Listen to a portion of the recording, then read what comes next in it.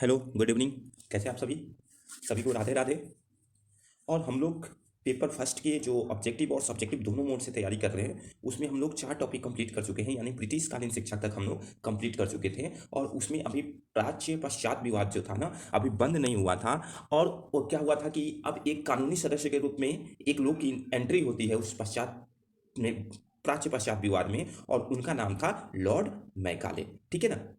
तो Lord Macaulay के विवरण पत्र के हम लोग संबंधित देखेंगे। देखिए, ये सब्जेक्टिव मोड में भी हो जाएगा कि लॉर्ड मैकाले का विवरण पत्र के बारे में लिखिए, और ऑब्जेक्टिव मोड में इसमें से आपको क्वेश्चन खुद चुन चुन कर देख लीजिएगा कि कहाँ से ऑब्जेक्टिव बन जाए। देखिए, पढ़ना है, हमें डीपली पढ़ना है, टाइम भी है हमारे पास, और हम सारे पेपर भी कर देंगे और अच्छा स्कोर भी कर लेंगे। ठीक है? तो एक बार यदि वीडियो अच्छा लगता हो तो जरूर हमें लाइक जरूर दे दीजिएगा और आप शेयर कर दीजिएगा। ठीक है? ताकि हमें भी मोटिवेशन मिलते रहे। ठीक है ना? और वीडियो हम आपके हर चीज़, हर टॉपिक पर प्रोवाइड कराते हैं। लेकिन देखिए, जैसे लॉर्ड मैकाले कानूनी सदस्य के रूप में भारत में प्रवेश करते हैं, तो देखिए कब बनाया गया था लॉर्ड मैकाले का, तो 1833 के ज्ञापत्र में। लेकिन वो जब प्रवेश करते हैं उस समय, तो उस समय टाइम क्या हो जाता था, 10 जून 1834 टाइम हो जाता है, और वह भारत में कानूनी सदस्य के रूप में प्रवेश करते हैं। ठीक है?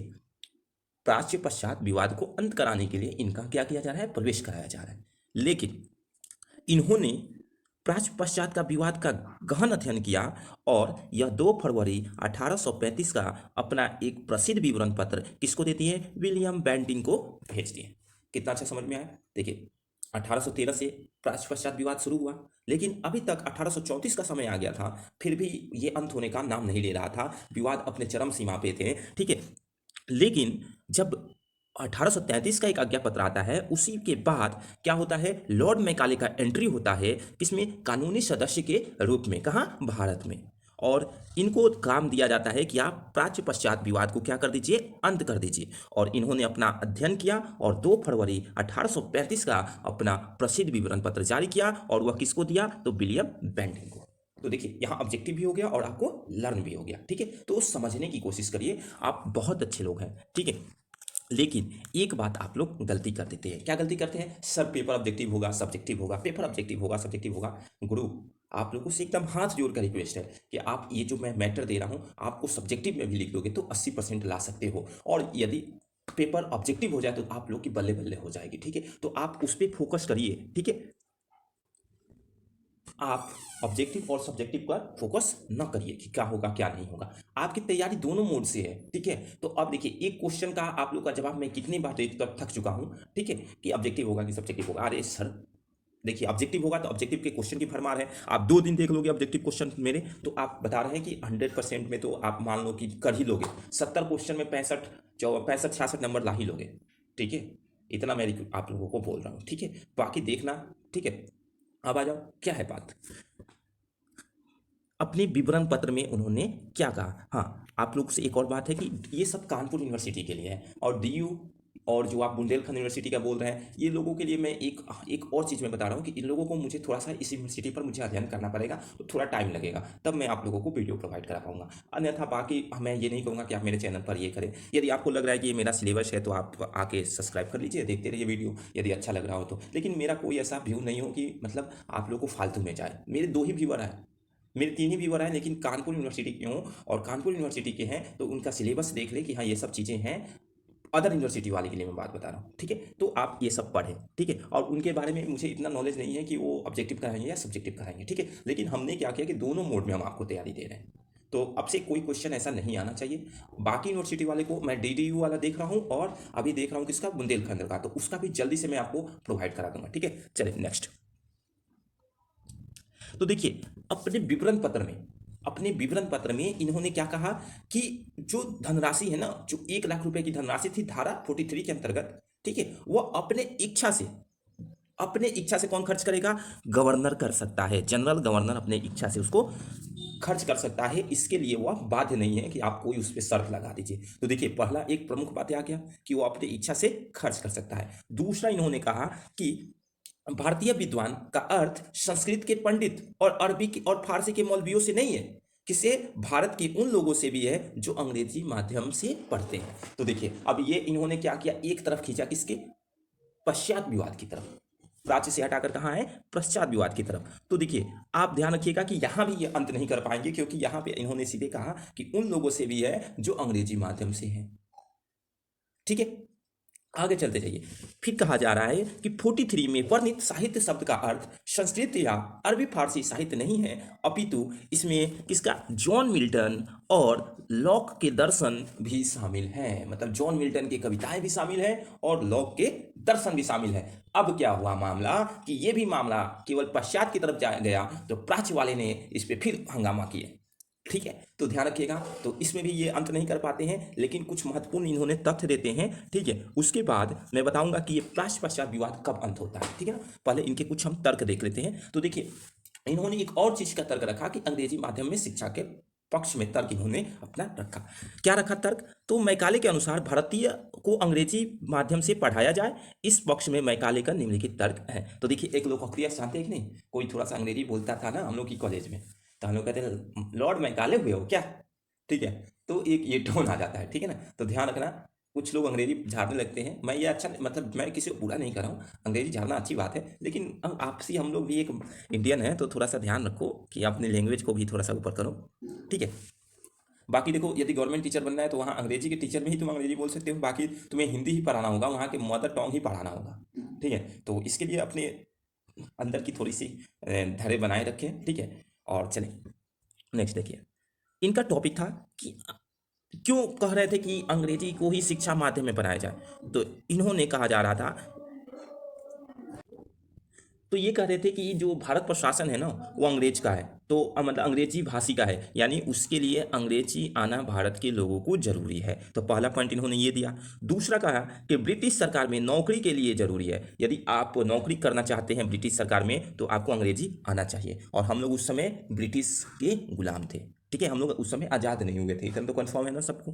फिर कहा जा रहा था क्योंकि भारतीय खुद अंग्रेजी सीखना चाहते थे, इन्होंने कहा, सीधे कहा कि भारतीय खुद अंग्रेजी सीखना चाहते हैं। ठीक है, तीसरा है क्योंकि दुनिया में का सबसे विकसित भाषा का ज्ञान जो है ना अंग्रेजी का है। तो देखिए अंग्रेजी के पक्ष में इन्होंने 4 या 5 पॉइंट डाला है, देख लेते हैं एक और पॉइंट होगा, हाँ ये वाला, नहीं 4 ही पॉइंट डाला।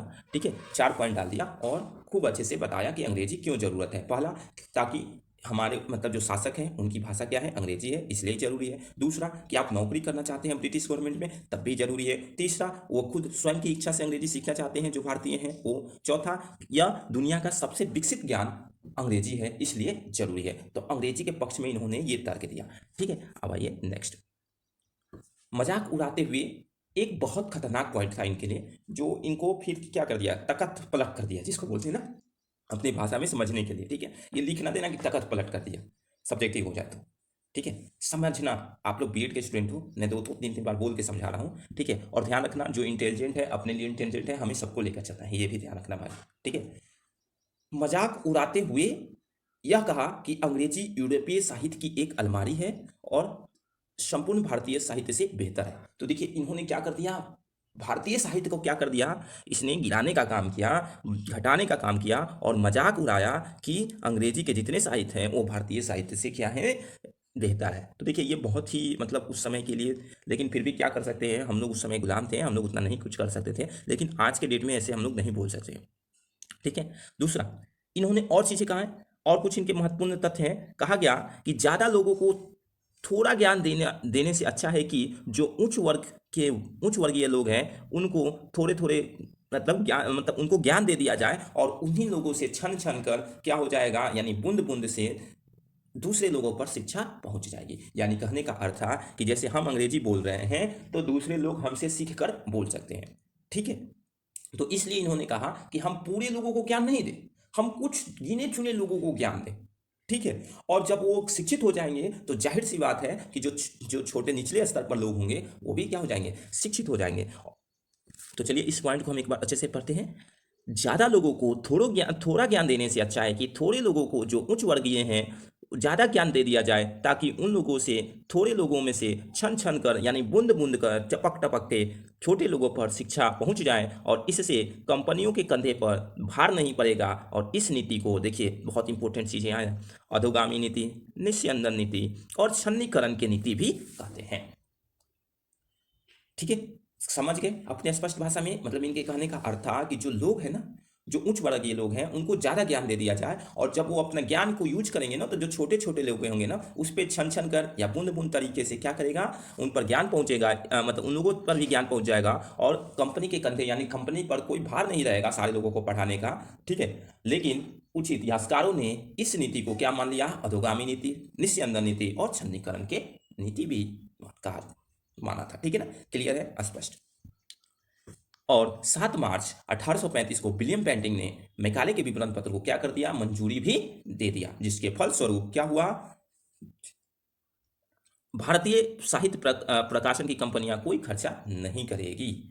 इन्होंने सीधे लिख दिया क्या, जब ये निस्यंदन का नीति आया तो सीधे कहा गया कि विलियम बेंटिंक पत्र मंजूरी दी थी, फलस्वरूप निर्धारित किया गया कि आगे से कोई भी भारतीय साहित्य प्रकाशन पर कंपनी का कोई भी खर्चा नहीं करेगी, मतलब वो पश्चात विवाद को अंत करने के लिए। लेकिन ऐसा कुछ नहीं हुआ, ऐसा कुछ नहीं हुआ। ठीक है, विवाद अपने चरम सीमा पर रहा और हम इसमें भी अंत नहीं कर पाए। लेकिन कुछ निष्कर्ष हम इनके देख लेते हैं। यद्यपि मैकाले को घोषणा पत्र से भारत में अंग्रेजी शिक्षा का नींव पड़ी। देखो कुछ ऐसी चीजें हैं कि अंग्रेजी शिक्षा का नींव किससे पड़ी, तो मैकाले के घोषणा पत्र से। ठीक है ना, और पश्चात विवाद नहीं सुलझा, मतलब जिसके लिए हम इनको नियुक्त किए थे वह विवाद नहीं सुलझा, और मैकाले को अब क्या माना जाता है, भारत के आधुनिक शिक्षा के अग्रदूत माने जाते हैं। तो ध्यान रखिएगा, मैकाले में ऑब्जेक्टिव क्वेश्चन यहाँ से बनेगा, अंग्रेजी शिक्षा का नींव किसने पढ़े, तो लॉर्ड मैकाले, और मैकाले के आधुनिक शिक्षा के अग्रदूत भी माने जाते हैं, मतलब आधुनिक भारतीय शिक्षा के अग्रदूत किसे माना जाता है, तो मैकाले को भी कहते हैं। अब हम आते हैं पश्चात का विवाद कैसे समाप्त हुआ। तो देखिए, विलियम बेंटिंक के बाद एक गवर्नर जनरल आते हैं जिनका नाम था लॉर्ड ऑकलैंड। इनका जैसे कार्यकाल खत्म हुआ वैसे ही भारत में एक गवर्नर जनरल की प्रवेश होता है जिनका नाम था ऑकलैंड। ठीक है, और यह पश्चात विवाद खत्म नहीं हुआ था इस समय भी, लेकिन लोग बहुत ज़्यादा विरोध करने लगे थे, लगातार विरोध बढ़ने लगा था, इसलिए इनके सामने एक बहुत बड़ा समस्या था जिनके सुलझाने का कार्य इनको सौंप दिया गया। तो देखिए, पश्चात कार्य को सुलझाने के लिए, मतलब विवाद को सुलझाने के लिए कार्य किसको सौंपा गया था, तो ऑकलैंड को सौंपा गया। किसकी, ऑकलैंड को। क्लियर है ना। अब आप कह दोगे कि सर मैकाले तो सुलझाए नहीं ना, इन्होंने सुलझा दिया। क्या सुलझाया, देखिए 24 नवंबर 1839 को ऑकलैंड ने अपने घोषणा पत्र में प्राच्यवादियों के, देखिए अलग से कितने, 31,000 रुपये का आवंटित कर दिया। और जैसे ये रुपए आवंटित हुए, देखिए उस समय पश्चात, केवल मैकाले ने क्या किया, पश्चात विवाद का मतलब पश्चात की तरफ कहानी मोड़ा था, लेकिन ये आए और 31,000 रुपये अलग से उनको क्या कर दिए, प्राच्य वाले को दे दिए। अब क्या हुआ, मामला धीरे धीरे क्या हो गया, समाप्त हो गया। लेकिन निस्यंदन की नीति, मतलब उच्च लोगों को शिक्षा देकर नीच लोगों को, मतलब छोटे छोटे लोगों को शिक्षा नहीं देना, वो अभी भी जारी रहा। तो दोस्तों अगले क्लास में हम लोग पढ़ेंगे क्या, कि निस्यंदन की नीति कैसे समाप्त हुई। तो दोस्तों एक बार थोड़ा सा रिवीजन करते हैं कि लॉर्ड मैकाले का विवरण पत्र क्या था। तो लॉर्ड मैकाले का विवरण पत्र से पहले है, देखिए भारत में लॉर्ड मैकाले का प्रवेश कब हुआ, तो 1834 में हुआ। वह किस रूप में हुआ, कानूनी सदस्य के रूप में हुआ। ठीक है, और फिर आइए, अब लॉर्ड मैकाले ने अपना विवरण पत्र किसको सौंपा, तो हो जाएगा विलियम बेंटिंक को सौंपा। कब सौंपा, तो 2 फरवरी 1835 को सौंपा। ठीक है, और इसमें जो साहित्य शब्द का अर्थ था वो अरबी फारसी, मतलब संस्कृत का, मतलब पंडितों से, और अरबी फारसी के मौलवियों से नहीं था। ठीक है, भारतीय विद्वानों का अर्थ। और इसके बाद जॉन मिल्टन और लॉक का दर्शन को भी इसमें शामिल कर दिया गया। साथ में कुछ महत्वपूर्ण तथ्य भी डाले अंग्रेजी भाषा के पक्ष में। अंग्रेजी क्योंकि शासक की भाषा थी इसलिए अंग्रेजी जरूरी थी। दूसरा, ब्रिटिश सरकार में नौकरी करना है तो अंग्रेजी की जरूरत है। तीसरा, यदि भारतीय खुद से सीखना चाहते हैं, ठीक है, तब भी इंग्लिश की जरूरत है। और यह दुनिया का सबसे विकसित ज्ञान भी है अंग्रेजी।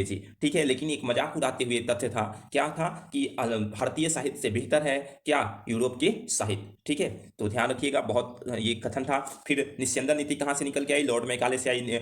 और अधोगामी नीति लॉर्ड मैकाले से। छन्नीकरण नीति किससे संबंधित है, लॉर्ड मैकाले से। ठीक है, इसका मीन्स क्या हुआ, तो बड़े लोगों को शिक्षा दे देना और उन्हीं में से छन छन कर छोटे लोगों पर शिक्षा पहुंचे, इस नीति को भी अधोगामी नीति या निस्यंदन नीति या छन्नीकरण की नीति कहते हैं। लेकिन इन्होंने भी क्या किया, कोई निष्कर्ष नहीं निकला। लेकिन विलियम बेंटिंक ने 7 मार्च 1835 को ही इसे स्वीकृति दे दी। ठीक है, और कुछ महत्वपूर्ण पॉइंट थे, जो था अंग्रेजी शिक्षा का नींव भारत में किसने रखा, तो लॉर्ड मैकाले ने रखा। मैकाले के भारतीय शिक्षा के अग्रदूत, मतलब आधुनिक शिक्षा के अग्रदूत भी मानते हैं। फिर पाश्चात्य विवाद को अंत करने के लिए लास्ट में कौन से गवर्नर आए, तो लॉर्ड ऑकलैंड आए। उन्होंने 24 नवंबर 1939 को प्राच्यवादियों को 31,000 रुपये की अलग राशि आवंटित कर दी और इससे क्या हुआ कि पास पश्चात विवाद का तो अंत हुआ, लेकिन जो लॉर्ड मैकाले ने छन्नीकरण की नीति, निस्यंदन की नीति बनाए रखी, उसका अंत नहीं हुआ। तो उसका अंत हम लोग अगले वाले वीडियो में देखेंगे कि कैसे हुआ। चलिए, अच्छा लगता हो तो क्लास को शेयर कर दीजिएगा, मजा आ जाएगा। धन्यवाद।